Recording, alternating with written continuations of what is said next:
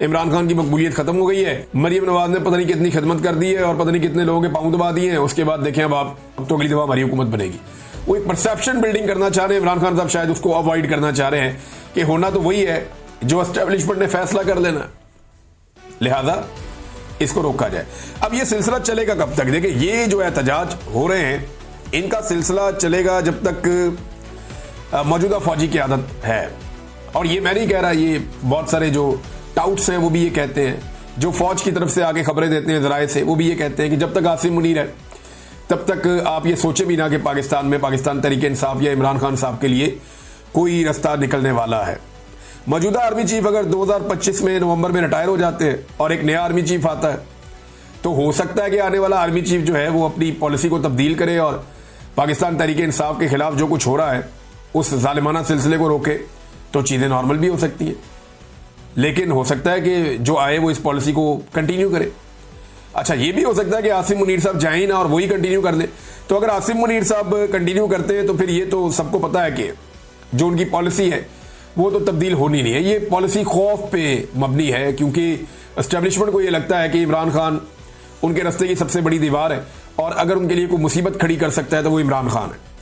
लेकिन इस सब में जो बड़ा चैलेंज है वो ये है, जो पिछले तकरीबन 3 साल से चल रहा है, 3.5 साल से, वो ये है कि मुल्क चलाना एक बहुत बड़ा मसला बन गया है। यानी मईशत ये खड़ी नहीं कर पा रहे। मईशत की हालत आपके सामने, ज़र मुबादला के ज़खायर आपके सामने, सारा लोगों का पैसा दूसरे मुल्कों का हमने लाकर जमा किया हुआ है अपने खजाने में। पाकिस्तान का अपना उसके अंदर कोई कंट्रीब्यूशन नहीं है। अगर ये मुल्क अपना पैसा वापस ले जिस पे आप बहुत भारी कर्जा उसके ऊपर सूद देते हैं, अगर वो पैसा वापस लें तो आप तनख्वाहें भी अदा नहीं कर सकते। खुदा न खास्ता ये सूरत हाल पाकिस्तान की बनी हुई है। तो जो ख्वाजा आसिफ ने कहा था कि अमलन पाकिस्तान डिफॉल्ट हो गया, वो बात उन्होंने उस वक्त गलत नहीं की थी। फिर महंगाई में जो इजाफा हो रहा है ये वापस नहीं हो सकता। इस वक्त हुकूमत अपना हर काम करते हुए यही सोचती है कि इमरान खान का क्या बनेगा या इमरान खान को नीचा दिखाने के लिए वो क्या कर सकते हैं। जब आपकी सारी पॉलिसीज पाकिस्तान के 25 करोड़ अवाम के लिए नहीं, जेल में बैठे हुए एक लीडर के लिए है, तो फिर उन पॉलिसीज में खराबियां होती हैं और उनकी वजह से हालात बेहतर होने की वजह से खराब होते हैं। दहशतगर्दी जो है वो बढ़ती चली जा रही है, कंट्रोल नहीं हो रही। अभी एक और मेजर साहब शहीद हो गए, इंतहाई अफसोसनाक वाकया है।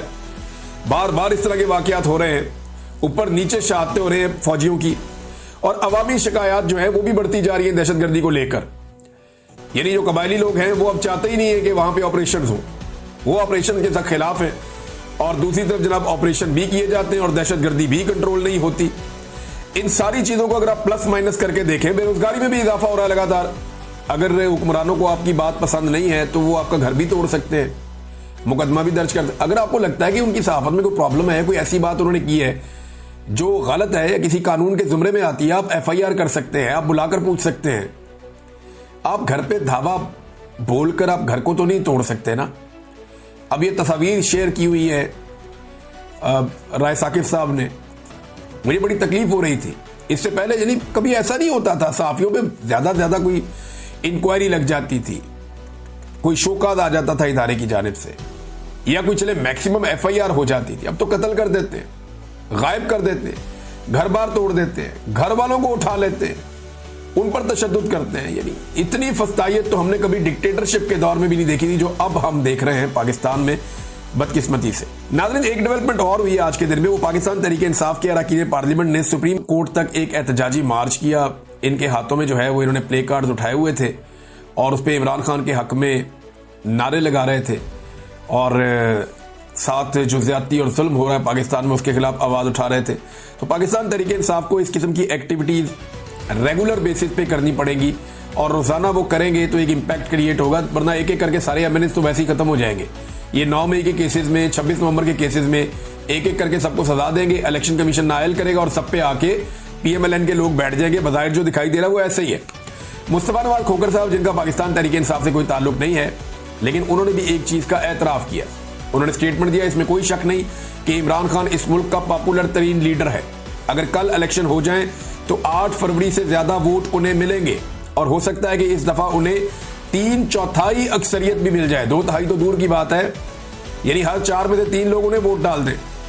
इतना ताकतवर इमरान खान साहब हो चुका है। और ये वो लोग कह रहे हैं जो इमरान खान की पार्टी में नहीं है। यानी अगर आप कह सकते हैं कोई न्यूट्रल बात करता है तो उनमें एक आदमी मुस्तफ़ा नवाज खोखर भी है।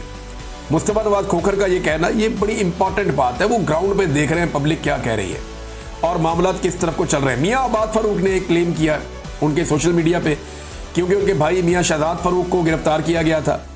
अब उन्होंने ये इतला दी है कि कल रात थाना लोअर माल से एसपी सिटी ने मियाँ शहजाद फारूक को मिलिट्री इंटेलिजेंस के हवाले कर दिया है। थाने के अंदर दीगर साथियों ने भी इस बात की तस्दीक कर दी है। अब ये आप देखें जनाब, ये चल रहा है एजेंसियों की सियासत में मुदाखलत, और उसके ऊपर खुली खुली लोग बात कर रहे हैं। एजेंसियों की मुदाखलत तो ऐसे है कि आपने देखा पीछे सेनेट का इलेक्शन हुआ और उसके बाद मिर्जा अफरीदी साहब जो हैं वो सेनेटर बन गए। अब मिर्जा अफरीदी साहब भी कल के एहतजाज में आए हुए थे। जो गंडापुर साहब के साथ हुआ वो तो मैंने आपको बताया पिछले वीलॉग में, लेकिन मिर्जा अफरीदी साहब के चंद मनाजिर मैंने देखे और फिर मुझे पाकिस्तानी कौम पे तरस भी आया और इन सरमायादारों पे मुझे दोबारा से गुस्सा भी आया।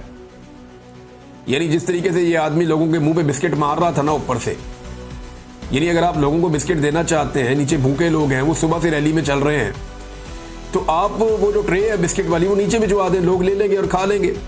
ये ऊपर से बिस्किट पकड़ के ऐसे भी नहीं, ऐसे फेंक रहा था, ऐसे लोगों को मार रहा था। इस दिस दफे ये कोई तरीका है? ये इंसानों को कीड़े मकोड़े समझते हैं। ये सरमायादार, एस्टेब्लिशमेंट, ब्यूरोक्रेट्स, रवायती सियासतदान, ये पाकिस्तानी अवाम को जो है ये समझते हैं ये कीड़े मकोड़े, और ये हमारे लिए नारे लगाएंगे। ये एक बिस्किट के ऊपर, एक बिरयानी की प्लेट के ऊपर, ये थोड़े से पैसों के ऊपर, 2-4 हज़ार के लिए, थोड़ा सा अपना छोटा सा काम करवाने के लिए, एक नौकरी के लिए सारी जिंदगी हमारी गुलामी करेंगे। पाकिस्तानी मालिक है इस मुल्क के, पाकिस्तानियों को ये बात समझनी पड़ेगी। जब तक पाकिस्तान में मेरिट नहीं आएगा, इस तरह के लोग हमारे ऊपर मुसल्लत रहेंगे। और ये तोहफा पाकिस्तान तहरीके इंसाफ ने अवाम के ऊपर मुसल्लत किया है, जो ऊपर से बिस्किट लोगों के ऊपर ऐसे फेंक रहा है जैसे एहसान कर रहा है। और जेल में बैठा हुआ कैदी नंबर 804 कह रहा है कि माफी मुझसे मांगो। इमरान खान साहब का जो ये ट्वीट है ना, ये बड़ा खौफनाक है। पहले ट्वीट में आपको पढ़ के सुनाता हूं, आप जरा आपको आइडिया हो जाए कि मामला की इंटेंसिटी कहां पे है। देखिए, बहनें मिली लंबे अरसे के बाद, अलीमा खान साहबा और बाकी लोग जाकर मिले, पार्टी के लोग भी मिले। तो जैसे ही मिले वैसे ही जो इमरान खान साहब का ट्वीट है उसकी शिद्दत आपको बताएगी कि आज इमरान खान साहब कहां खड़े हैं।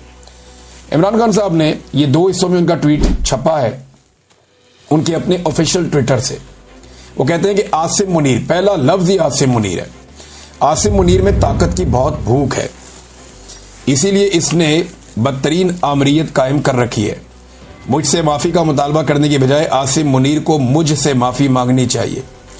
9 मई उसी ने करवाई जिसने सीसीटीवी फुटेज चुराई। इस वक्त 9 मई आसिम मुनीर की इंश्योरेंस पॉलिसी है। मुल्क में हाइब्रिड सिस्टम नहीं, आसिम मुनीर की डिक्टेटरशिप कायम है। इसीलिए ट्रंप ने शहबाज शरीफ की बजाय आसिम मुनीर को बुलाया है। फस्तायत और जबर में तमाम हुदूद पार करते हुए मेरे खानदान के गैर सियासी लोगों को मुसलसल निशाना बनाया जा रहा है। 3 माह में मेरी महज 3 मुलाकातें करवाई गई हैं।